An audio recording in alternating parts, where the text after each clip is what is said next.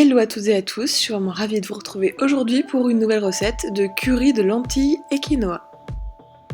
Alors vous allez commencer par préparer les légumes, c'est-à-dire donc des carottes. Vous allez utiliser à peu près 4 carottes que vous allez éplucher, couper en rondelles et puis chaque rondelle en petits morceaux.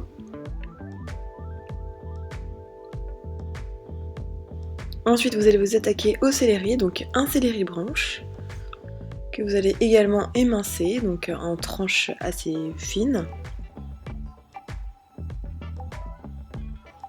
Ensuite, vous versez dans une casserole une cuillère à soupe d'huile d'olive et vous allez ajouter les légumes émincés. Vous allez les mettre sur feu assez vif et en mélangeant régulièrement, vous allez les faire suer quelques minutes, à peu près 5 minutes. Pendant ce temps, vous allez pouvoir préparer les gousses d'ail, donc vous allez d'abord commencer par les éplucher. Vous allez aussi les dégermer, donc c'est important d'enlever les germes, ça permet d'améliorer la digestion, donc il faut les couper en deux et retirer le pied germe à l'intérieur. Donc c'est tout simple, mais il faut juste y penser. Et pour le gingembre, pour l'éplucher, moi j'utilise une cuillère à café, et donc c'est très facile ensuite d'enlever la peau, ça s'en va tout seul. Vous râpez les 2 cm de gingembre à l'aide d'une râpe, et vous allez en récupérer à peu près une grosse cuillère à café, une petite cuillère à soupe.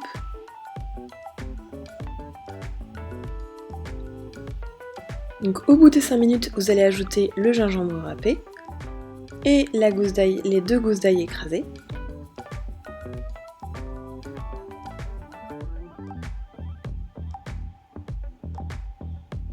Vous mélangez.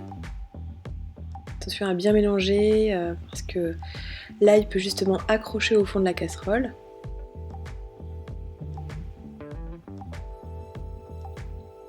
Ensuite, vous ajoutez une cuillère à soupe de curry en poudre et 2 cuillères à soupe de pâte de curry rouge. Donc attention, commencez peut-être par une cuillère à soupe de pâte de curry rouge, c'est quand même assez épicé. Et donc selon le degré d'épices que vous voulez apporter à votre plat, je vous conseille d'abord de tester peut-être avec une cuillère. Ensuite, vous allez ajouter 1 litre d'eau. Moi, je l'ai ajouté en 2 fois. Et un cube de bouillon de légumes.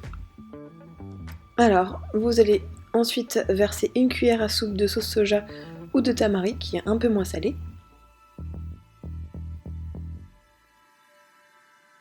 Et du lait de coco, donc 400 ml de lait de coco. Et vous allez laisser prendre pendant quelques minutes votre préparation. Donc vous mélangez bien. Et vous allez ajouter 200 g de lentilles vertes sèches. Donc elles vont cuire assez longtemps. Pour l'instant, vous les mettez seulement 15 minutes à feu doux, donc à petit bouillon.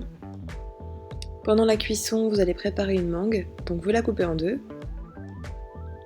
Vous l'épluchez. Donc pareil, une autre technique pour éplucher la mangue. Moi j'utilise un verre et je la fais glisser à l'intérieur du verre.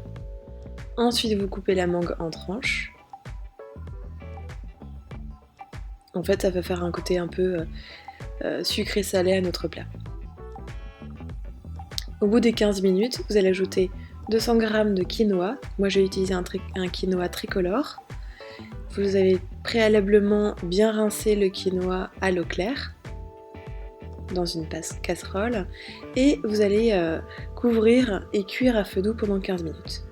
Au bout des 15 minutes, vous allez donc mélanger pour bien homogénéiser tous les ingrédients. Vous allez ajouter le jus du demi-citron vert. Et vous allez garder l'autre moitié, on s'en servira pour la déco. Et vous ajoutez une poignée de chou calé.